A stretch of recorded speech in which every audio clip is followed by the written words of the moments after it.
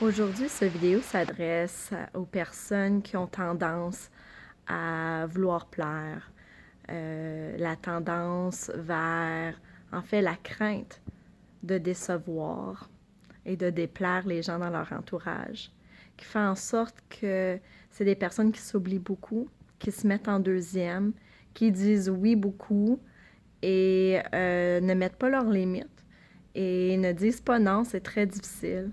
Dans certains cas, on peut même s'apercevoir que les gens qui ont des problèmes de peau, je vais faire un saut ici, qui ont des problèmes de peau, la peau étant la plus grande organe de votre corps qui représente de mettre sa limite.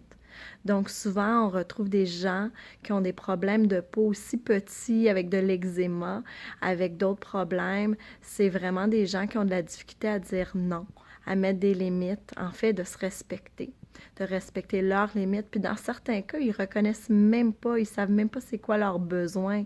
Leur besoin est devenu d'être là pour l'autre, puis ils s'oublient là-dedans. C'est des gens qui ont tendance à se foquer, puis aussi auraient tendance vers le burn-out, vers l'épuisement professionnel, vers de l'anxiété. Euh,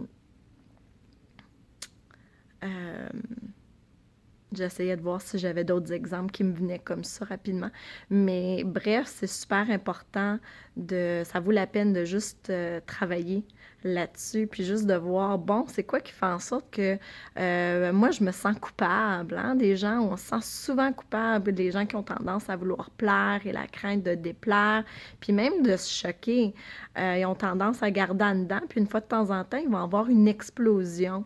Donc, comment rentrer en contact avec une colère saine? Puis la colère saine, tant qu'à moi, c'est une colère qui permet de mettre une limite, qui dit non, qui dit j'ai pas le goût, je suis désolée, mais non. Puis c'est comme ça au travail, c'est comme ça avec la famille, les enfants. Mais on a besoin d'être vraiment solide dans son corps, confiant assez pour savoir que les gens, ils m'aimeront pas moins là, quand je vais mettre une limite. Et si oui, ah ben, mais souvent, qu'est-ce qui se cache derrière cette crainte-là de déplaire ou de décevoir? C'est je vais-tu être seule? Est-ce que les gens vont m'abandonner? Des choses comme ça. Puis ça, c'est des programmations qui ont été faites quand on était tout petit garçon, tout petite fille. Alors, il faut vraiment travailler la culpabilité, la honte et les émotions.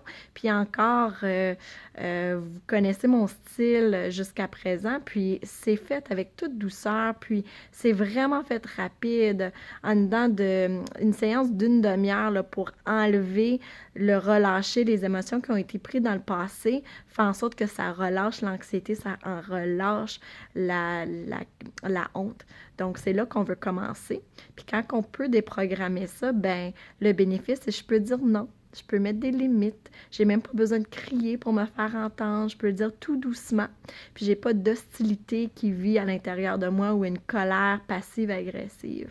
Alors, juste quelque chose qu'on peut savourer aujourd'hui pour savoir que la façon que je suis, par exemple, depuis les derniers 20, 30, 40, 50, 60 ans, peut être déprogrammée, puis on peut se retrouver une nouvelle personne avec... Puis quand je dis nouvelle personne, je veux dire juste une personne qui est mieux avec soi-même, beaucoup confiante, la tête haute, puis on dit non, puis que c'est correct.